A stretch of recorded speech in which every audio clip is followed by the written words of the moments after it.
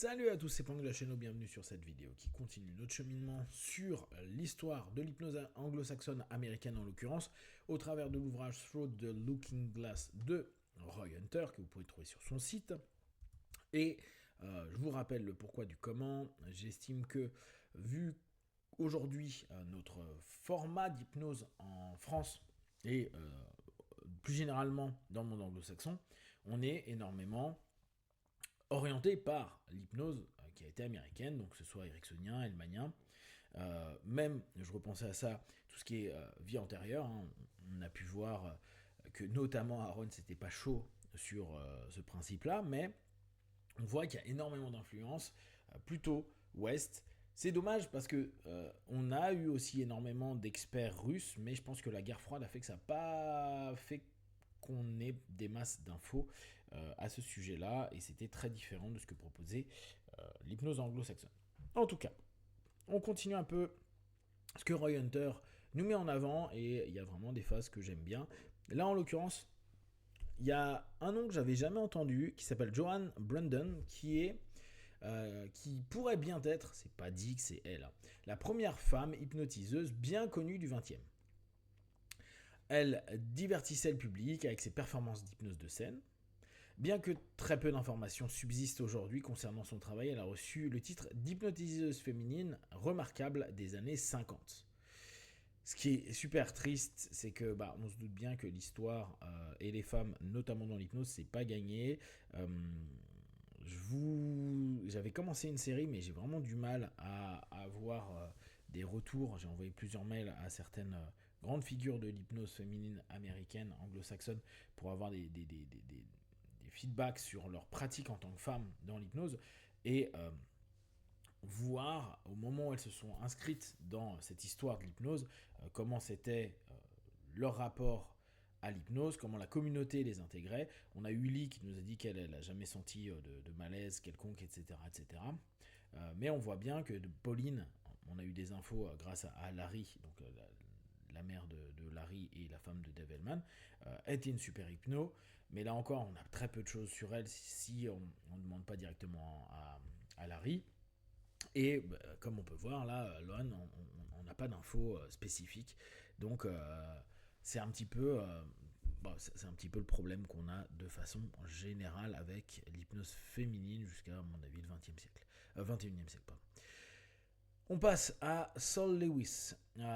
Confirmé personnellement à Roy Hunter que sa croyance aux vies antérieures était la cause de sa séparation avec la EH. Sol Lewis. Selon certaines informations biographiques sur le site web de Paul Durbin, je vous en ai déjà parlé, le fils de Sol Lewis a déclaré que son père traitait la personne intérieure. Il faisait des choses qui sont devenues populaires plus tard. Il explorait des parties profondes de votre vie pour découvrir où se trouvait le problème. Ok, bon, c'est des formes de régression. Il était un pionnier de la régression prénatale et avait une théorie selon laquelle vous pourriez avoir vécu des vies antérieures. Donc, Sol Lewis, à un moment, il s'est fait virer gentiment de l'AEH. Comme je vous l'ai dit, hein, c'était dans leurs critères de base, il ne fallait pas faire de régression en vie antérieure. En gros, tout ce qui pouvait aller au-delà du rapport un peu rationaliste, thérapeutique, médical, c'était totalement non accepté. Ce qui peut se comprendre d'un point de vue croyance, dire bah ouais, mais il faudrait que vous croyiez aux vies antérieures pour qu'il y ait un feedback. Or, pour ceux qui pratiquent le travail d'hypnose en vie antérieure, moi je le fais souvent. Moi j'appelle ça hypnose symbolique, comme ça au moins les personnes n'ont pas à croire en quoi que ce soit. Et ça permet pourtant thérapeutiquement à des personnes de vraiment décrasser certaines choses, et surtout on arrive à déverrouiller un ensemble d'éléments, parce que la perception, on pourrait dire purement techniquement, de dissociation hyper importante avec ce ressenti psycho-émotionnel de ce qu'ils considèrent comme une vie symbolique slash antérieure slash je sais pas quoi, leur offre la possibilité de ne plus rester dans un carcan psychique complètement fermé, de stress, de mal-être, de malaise, de quelque chose qui a été perçu et mémorisé comme un peu encore présent, d'où le rapport traumatique. Là, c'est quelque chose qui est décorrélé, et où les différents cheminement et rupture de pattern qu'ils vont mettre en place pendant ce travail symbolique peut avoir ou va avoir un feedback dans la perception du trauma de cet ici et maintenant. Et cette modification-là, elle est vraiment très pertinente et elle ouvre pour des praticiens énormément de possibilités très positives. Je ne parle même pas de tout ce qui est volonté de découvrir des choses symboliques parce qu'on a la croyance. Là, je parle vraiment sur le fait d'accompagnement thérapeutique. Selon le site de 1, ouais.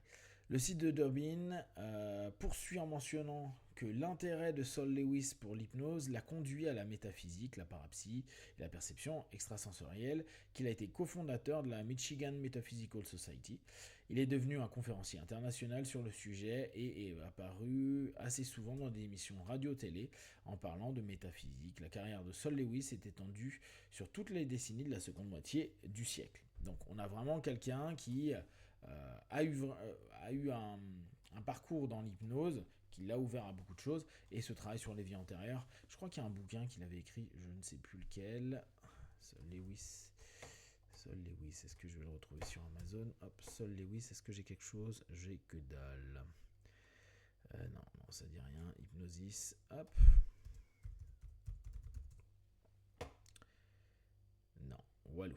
Bon, mais en tout cas, ça nous donne quand même un peu un des fondateurs de l'hypnose un peu vie antérieure. North, donc, lui c'est un des grands de l'hypnose, on a déjà parlé précédemment, et il a été l'enseignant de Theodore X. Barber, que vous retrouvez beaucoup dans l'hypnose médicale, qui a été un professeur en université notamment, et qui a fait pas mal de papiers. Vous avez pas mal de vieux papiers où c'est Theodore X. Barber qui est cité. D'ailleurs, il a fait un principe inductif qui a enseigné à la NGH de mémoire, qui s'est également fait connaître dans les cercles psychologiques grâce à son utilisation de l'hypnose, est également devenu un habitué des cours des réunions du centre d'hypnose de Boston, donc de chez North, qui est donc le fondateur de la NGH.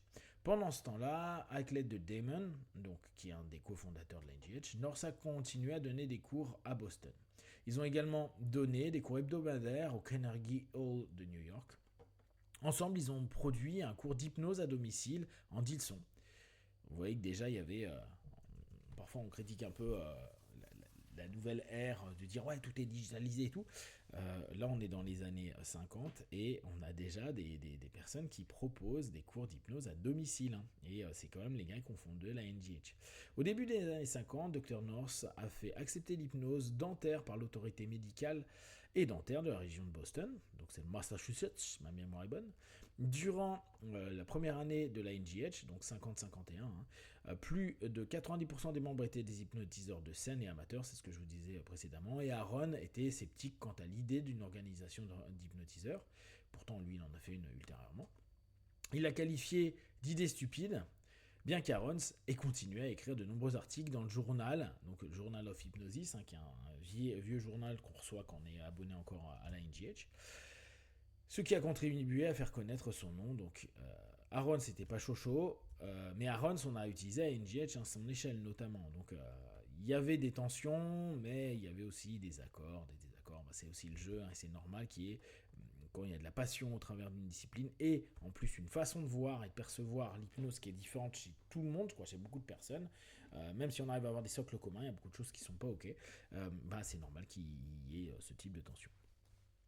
En 1956, le journal est devenu un tabloïd avec North comme rédacteur en chef et John Hughes et Dwight Damon comme chroniqueurs. De plus, en 1956, cette nouvelle association d'hypnose a suivi un revers majeur, donc la NGH on parle, Roxford North a disparu sans laisser de traces. Sa disparition inexpliquée reste un mystère non résolu à ce jour. Notez que si la NGH se vantait d'être la plus ancienne, assez intéressant, association d'hypnose, l'Australian Hypnotherapist Association a été fondée en 1949, donc 2 ans avant, ou 1 an avant. De plus, l'organisation d'hypnose, qui est devenue la Washington Hypnosis Association, WHA, a vu le jour en 1947 dans l'état de Washington. Voilà, c'était un petit élément sympa à savoir par rapport à ce qui est parfois dit au travers de la NGH. C'est cool d'avoir ce type d'infos, en tout cas c'est des petits trucs en plus. Donc on voit que la NGH a joué un grand rôle, on voit que North a été vraiment quelqu'un qui a fait beaucoup pour l'hypnose et qui a permis un développement, une expansion, ne serait-ce que dans sa région. Et puis la NGH a touché beaucoup les États-Unis les années qui ont suivi. Je vous avais fait toute une histoire. C'est Dwight qui avait écrit un papier dans le journal of Hypnosis sur l'histoire de les 75 ans de la NGH, et je vous avais fait tout le parcours qu'il proposait à ce moment-là, toute l'historique qu'il y avait. Si vous avez des questions et des remarques, vous les partagez sur Facebook, YouTube, j'y répondrai le plus rapidement possible. Comme d'habitude, de tout ce que je propose, ne prenez que ce qui est bon et juste pour vous tester, observer, analyser et conclure. Be one, ciao.